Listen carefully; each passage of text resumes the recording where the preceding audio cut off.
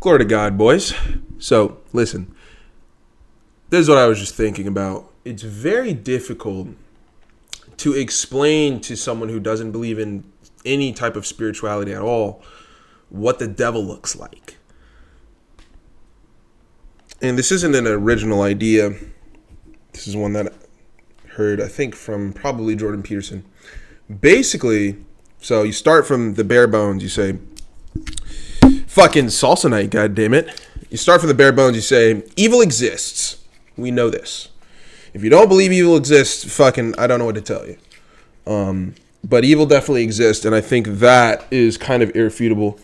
So you start there and you say, okay, well, what does evil look like? You say, well, you have to have something to judge it against. So the antithesis of evil is probably, I wasn't even close, good. So you have those two forces. We can start with that, at least. It's two forces. So right now, there's, let me go over this quickly. I don't know if anybody's been looking at the Epstein file fiasco. Might get shot for even saying his fucking name. This guy had this island. He turned out to be the host of this huge child sex trafficking ring. And there's a list of people who flew there a lot over a long period of years. And they will not give out the list. And there's no reason to not give out the list. That's basically the gist of the story. That is what the devil looks like. That is what it is. There's no like horns. That's what it looks like. So that is the complete antithesis of like salsa dancing, childbirth, a walk in the park, church, something like that. It's the complete opposite.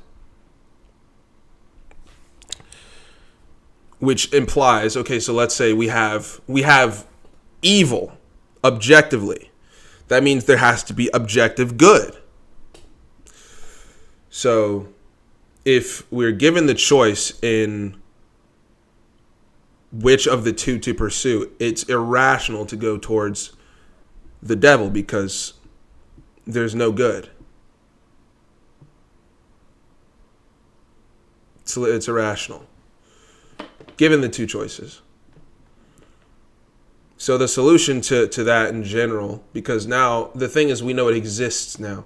It's kind of, this was I think Tim Dillon said this as well. He was saying, bro, it's not the fact that there's people implicated on the list in the first place. It's the fact that that shit happens on a regular basis to anybody, like, period. You feel me? Like, it's crazy that there's people at all. It doesn't honestly matter who's on it. That's the thing. It really doesn't matter who's on it. I don't give a fuck who's on the list. I don't care. It doesn't fucking matter. Because, I mean, either way, do you know what I'm saying? Either way. Either fucking way. Literally either way. Whoever it is. It doesn't get worse than that. So let's start with it's happening before we start with who's on it. It doesn't fucking matter who's on it. Like, okay, it's these people. We damn them to hell. Then what? Then what? You're not going to find the solution doing that. Like, sending people to prison doesn't really fix much in a situation like that, specifically with, like, this island.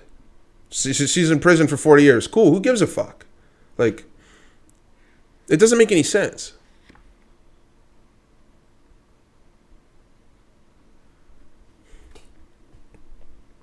Like, I'm just saying I don't care who's on the list. I don't think it makes any sense to go back and forth with anybody about it. Like, in terms of the government and a lot of comedians online.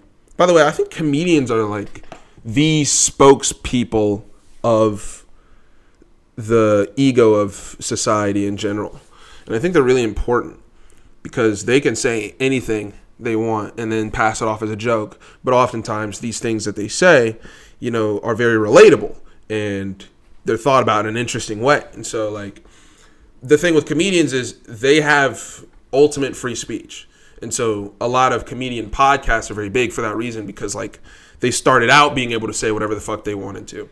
And so these are the only people that can really tell us the truth for the most part. And that's why they're so fucking important. So that's why it was also a big deal when we found out Kevin Hart was a fucking plan, because that means like trying to brainwash you, by the way. Oh, it's crazy talk. I'm so serious. That's what that means. Like the logic makes sense. So anyways, yeah, that's what the devil looks like, dude. And then I guess God is kind of just implied, basically. I do have another video talking about irrefutable evidence for the existence of God using logic, reasoning, and philosophy. Very good video. Watch that. Difficult to argue against. Actually impossible to argue against, because it's a stone fucking watertight argument.